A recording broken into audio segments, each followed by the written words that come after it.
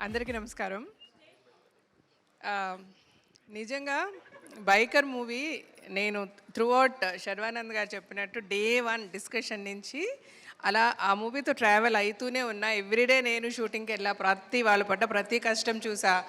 అభి పడ్డ కష్టం చూసా. అసిస్టెంట్ డైరెక్టర్స్ ఎంత కష్టపడ్డారో చూశాను.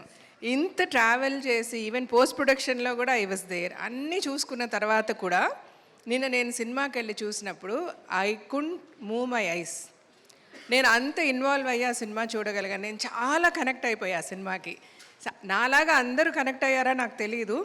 బట్ నేనేం చెప్పాలనుకుంటున్నానంటే, ఇందాక నాగేంద్ర గారు మాట్లాడారు కదా, ఆయన మాట్లాడినట్టు ఆ రివ్యూస్, సినిమా ఎలా తీయాలని అడుగుదామా రివ్యూస్ అని నాకు అంత ఆశగా ఉంది.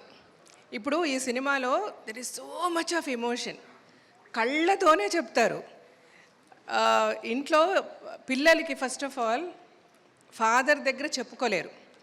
ఓపెన్గా ఫాదర్ ఏమనుకుంటారు, నేను కనుక కొంచెం ఫ్రీగా వదిలేస్తే వాడు లైట్ తీసుకుంటాడు, ఎస్పెషలీ మగ పిల్లలతో వాడు లైట్ తీసుకుంటే వాడి ఫ్యూచర్ ఏమైపోతుందో అని ఫాదర్ ఎక్స్ప్రెస్ చేయడానికి తన మనసులోనే పెట్టుకుంటారు.